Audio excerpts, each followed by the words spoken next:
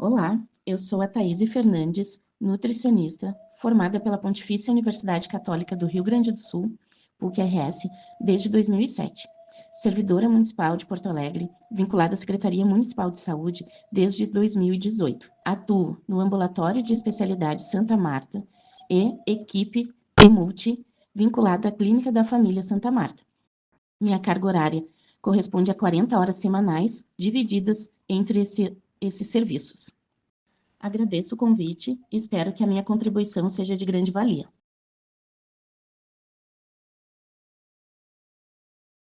A minha atuação se deu através do meu ingresso enquanto servidora municipal na equipe NASF de outro território, a distrito do município, e já com a nomenclatura alterada para Núcleo Ampliado de Saúde da Família e Atenção Básica. Neste último, os profissionais que compunham o serviço eram da área da psiquiatria, psicologia, do serviço social, nutrição, no caso eu, fisioterapia e fonoaudiologia. Na época, houve uma transição no modelo de atenção à saúde e os NASFs de alguns municípios foram extintos por falta de contratualização e repasse financeiro, em que o governo federal optou por não participar.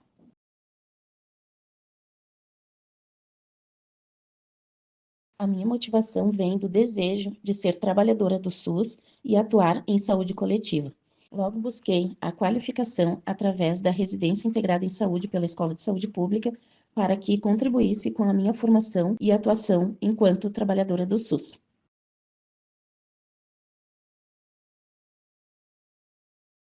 A principal função do NASF, que serve de espelho para a atual EMULTI, é ampliar o escopo de atuação da equipe de saúde da família, com o objetivo de aumentar a resolubilidade dos problemas de saúde apresentados pela maioria da população. Para tal, se utiliza de ferramentas de apoio técnico-pedagógico e um deles, basicamente, se dá pelo matriciamento. Apoio matricial ou matriciamento, ele está vinculado ao núcleo de saberes de cada profissional da área da saúde e ele objetivamente se dá através do cuidado compartilhado, que pode vir de um atendimento individual, atendimento domiciliar, grupos de educação em saúde, participação em reunião de equipe, visando a educação continuada e permanente dos profissionais, entre outras. Como esses serviços pertencem à atenção primária em saúde, deve-se considerar o território, territorialidades, cuidado longitudinal e coordenação da rede de atenção à saúde.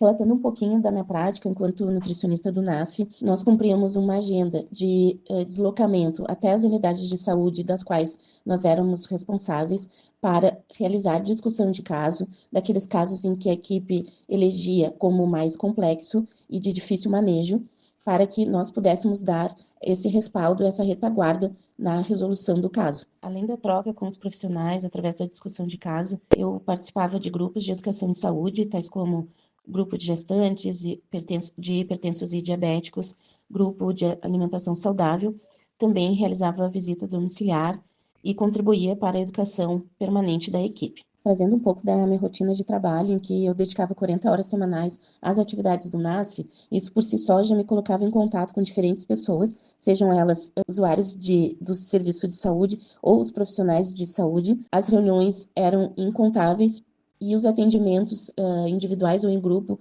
também, porque isso linkava com a produtividade do serviço e a qualificação do mesmo. Cumpria-se com um cronograma pré-estabelecido para que todas as unidades de saúde fossem cobertas com a nossa assistência.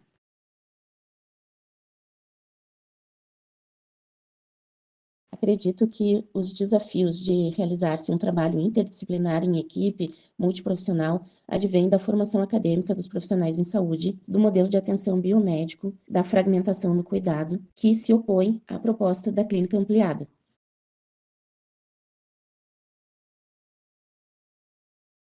Por sua vez, considerando a lógica de um trabalho interdisciplinar, a alimentação e nutrição são aspectos que atravessam as outras áreas de conhecimento, tais como psicologia, fisioterapia, educação física, serviço social, entre outros. Questões envolvendo a psicologia, a saúde mental, têm relação direta com a alimentação e nutrição, uma vez que a saúde mental pode influenciar no consumo alimentar, no estado nutricional de um indivíduo, bem como o contrário é verdadeiro.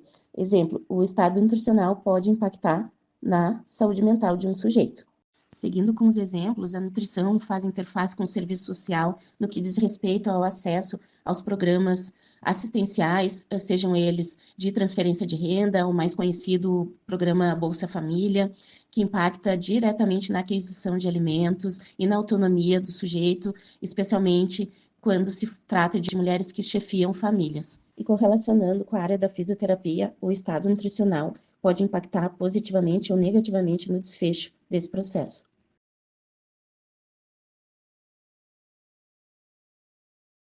Os problemas nutricionais mais comuns encontrados na população à época, assim como nos dias atuais, são aqueles relacionados às doenças crônicas não transmissíveis, como as mais prevalentes, obesidade, diabetes e hipertensão, por exemplo. Assim, o matriciamento possibilitava o manejo das condições clínicas com a instrumentalização dos profissionais de saúde das equipes de saúde da família.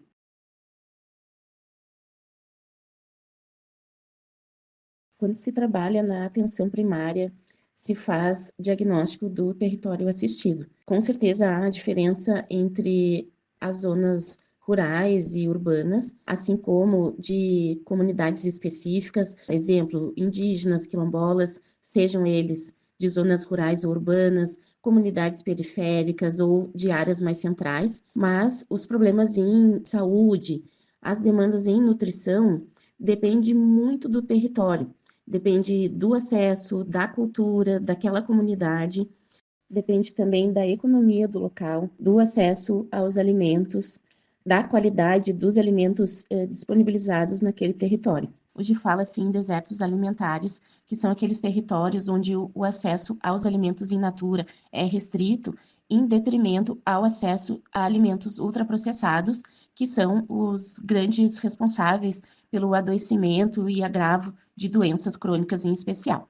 Constatando esse obstáculo, pode-se articular os diferentes setores da sociedade civil e do poder público para que a comunidade em questão tenha acesso a alimentos saudáveis. Me recordo de um território onde observei inúmeras árvores frutíferas, casas com hortas no seu quintal, alimentos in natura em diferentes lugares do território, e eu propus à época que se articulasse a troca entre os vizinhos. Então, que a produção excedente de cada família pudesse circular entre a comunidade para que variasse a alimentação daquele indivíduo, daquela família, e melhorasse e promovesse saúde.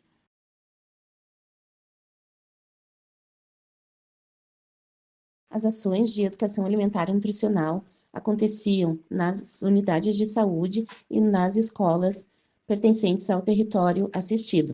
Fazia-se oficinas de culinária, intervenções lúdicas nas escolas, sempre com o objetivo de promover hábitos alimentares saudáveis e autonomia dos sujeitos. Para os profissionais de saúde, a orientação era mapear os locais onde havia oferta de alimentos saudáveis, tais como feiras livres, fruteiras, vendedores ambulantes, entre outros, para que orientasse a população dar preferência para aquisição nesses locais. As atividades em educação e saúde devem estimular a participação do usuário. Na minha observação, as estratégias que mais eu obtinha resultado era quando havia a prática, a produção de preparações culinárias, em que os usuários demonstravam bastante interesse.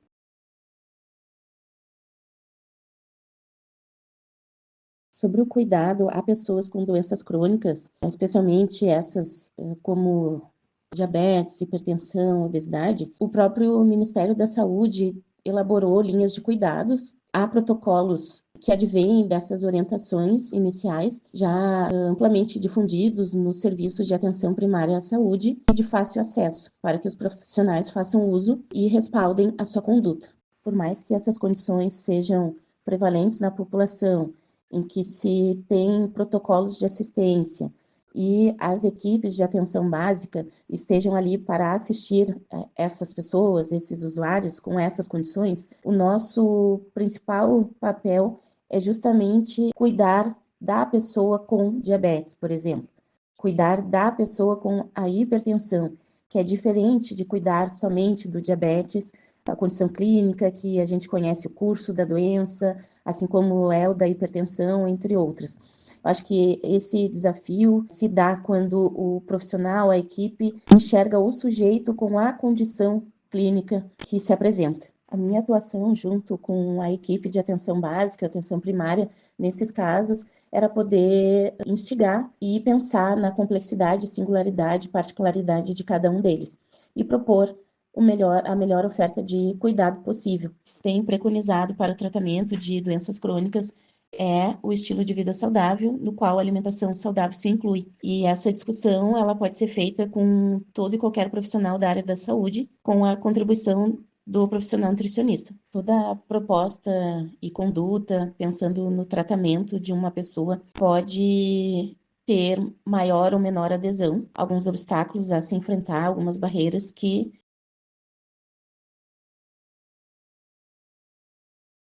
muitas vezes a gente não tem total controle, possibilidade de manejo. Considerando isso, a política econômica e social do nosso país, por si só, pode vir a ser uma grande barreira para que a pessoa obtenha acesso aos alimentos saudáveis, impactando na adesão ao tratamento.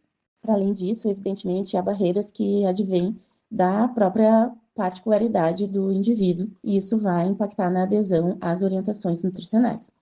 O meu papel enquanto profissional de saúde, nutricionista, é facilitar esse processo, contribuir para que o indivíduo faça escolhas adequadas e que tenha o hábito alimentar mais saudável possível.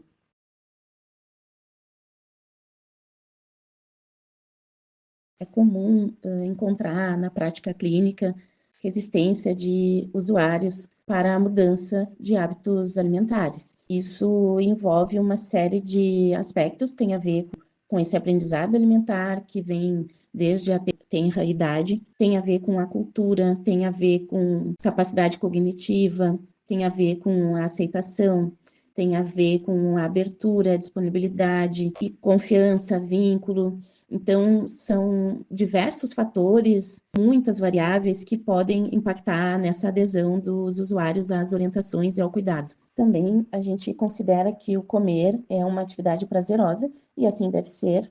Porém, quando se trata do consumo de alimentos, produtos ultraprocessados, essa possibilidade de sentir prazer, ela é facilitada e isso contribui para a escolha alimentar das pessoas.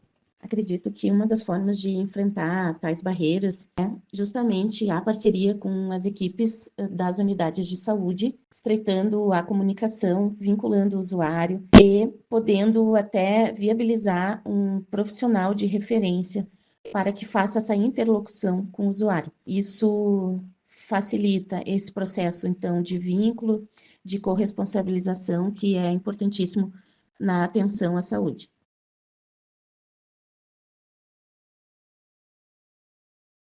Na minha opinião, a maior contribuição do nutricionista no NASF é esse trabalho com vistas à promoção da saúde e prevenção de doenças, especialmente sendo suporte, retaguarda, realizando um papel de matriciador das equipes de saúde da família, para que elas também atuem nessa mesma direção.